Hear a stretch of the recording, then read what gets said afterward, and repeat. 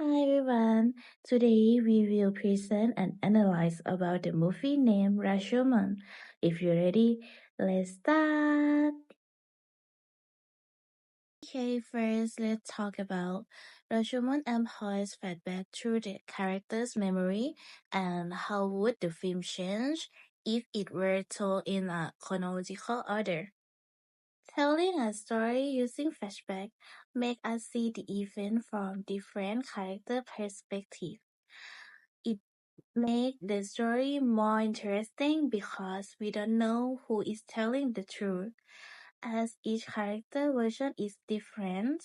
If the story were told in a chronological order, it would move in a straight line following the sequence of events. We would see only one side of the story and making it less complex and less exciting. Next, number two, Rashomon doesn't have a traditional climax, where a single revelation or event resolves the conflict. If the film had a single moment that could be considered it is a climax, what would it be? I think the climax of the film is when the woodcutter starts telling the truth. When he says that the samurai didn't die from the short sword, but from the long sword, it makes me curious about why he said that. He looks nervous the whole time, like he knows more than he says. Then he finally admits that he saw everything. In court, he said that he only saw the dead body, maybe because he wants to hide that he stole the short sword. Okay, next we will talk about characters. First question, what are the motivations behind each character's version of the story among Tejomaru, the samurai, the wife, and the woodcutter? In Akira Kurosawa's Rashomon, each character's version of the story is motivated by their own self-interest, biases, and emotions. Okay, first let's talk about Tejomaru. Tejomaru is self-aggrandizement. Tejomaru exaggerates his own strengths, bravery, and seductive powers to boost his ego and reputation. And he also justification. He attempts to justify his action, portraying himself as a passionate and environment who couldn't resist the wife's charms. The samurai, honor and pride. The samurai's version emphasizes his own honor and pride, portraying him as a noble and loyal husband. And self-defense, he claims to have been murdered by Tojomaru, which serves as a justification for his own actions and reinforces his noble image. Okay, next let's talk about the wife. The wife, self-pity and victimhood. The wife portrays herself as a helpless victim, emphasizing her own suffering and Tajomaru's brutality. And justification for her action. She attempts to justify her own behavior, claiming that she was brought into the affair and that her husband's death was an accident. And the last, the woodcutter. The woodcutter has self-protection.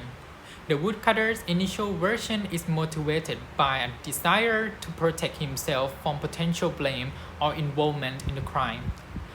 Guilty and remorse, his later, more truthful version reveals his own feelings of guilt and remorse of having stolen the samurai's dagger and for not having intervened in the crime.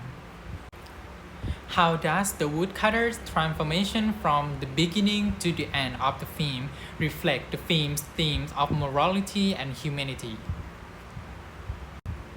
From the movie Rashomon, the woodcutter transformation clearly reflects the film's theme of morality and humanity.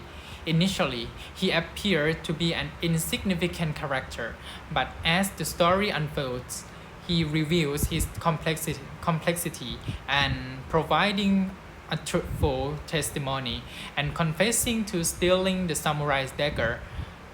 This transformation illustrates that Morality is not absolute and human nature is complex and flawed. The woodcutter's transformation thus significantly reflects the themes of morality and humanity.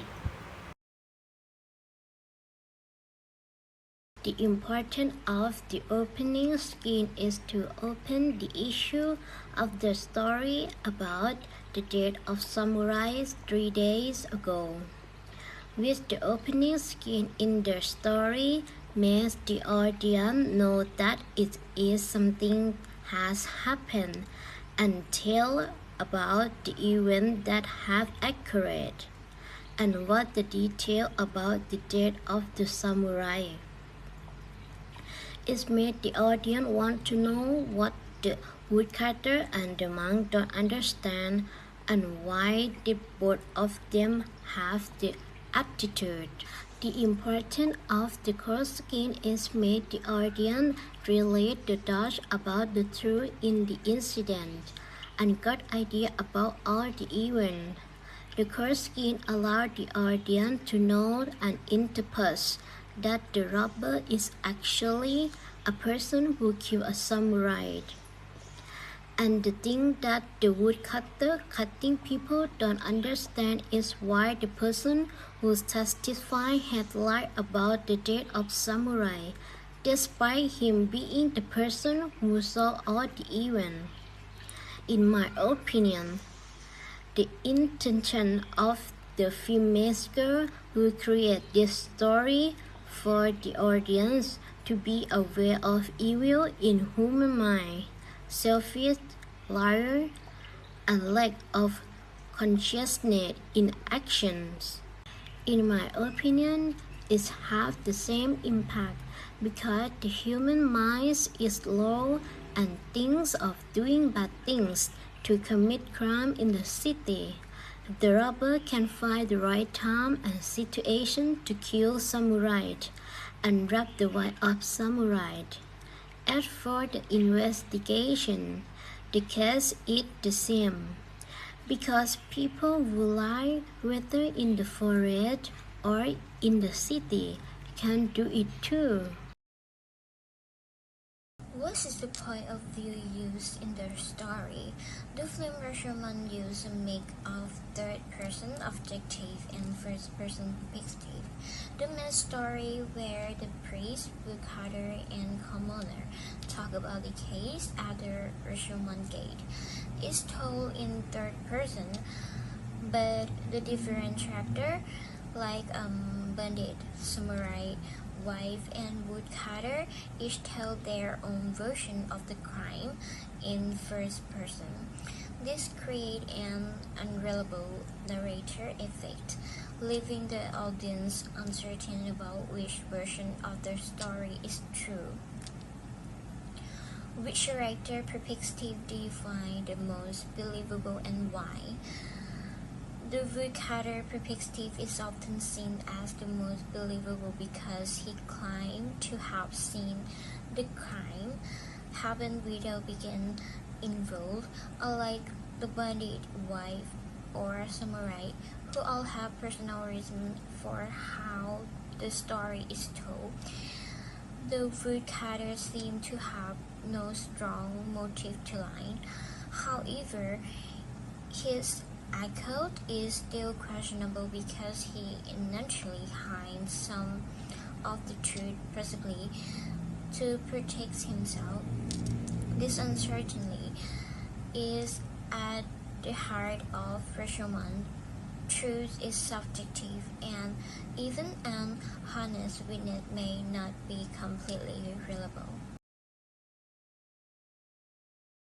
Movie is trying to tell us that the truth other people have been told you or anyone else isn't away the truth at all. It might have been some made-up story to cover the terrible truth instead of them telling the thing that it actually happened, involving themselves doing a bad thing.